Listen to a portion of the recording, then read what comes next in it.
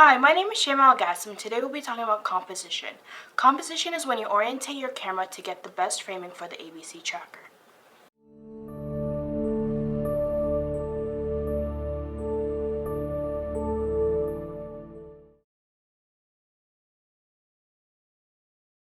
The main issue we want to address today is focus. Focus means that the outline of your subjects are crisp and not blurry. This, other than good lighting, will help minimize tracking error.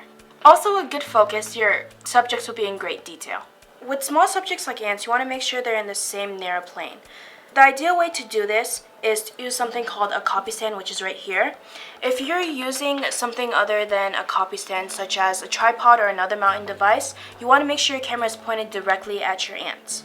We recommend that you keep your camera on manual focus so that your camera doesn't readjust itself. Check to make sure your ants are in focus on the big screen and not necessarily just on your camera to be sure that your ants are truly in focus.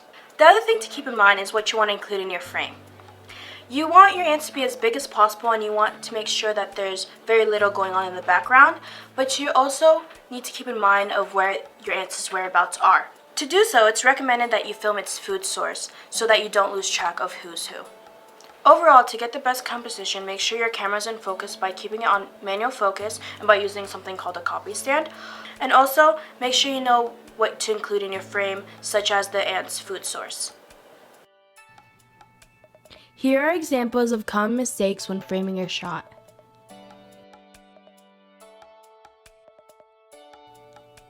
This shot is too wide to accurately track. Consider bringing camera closer.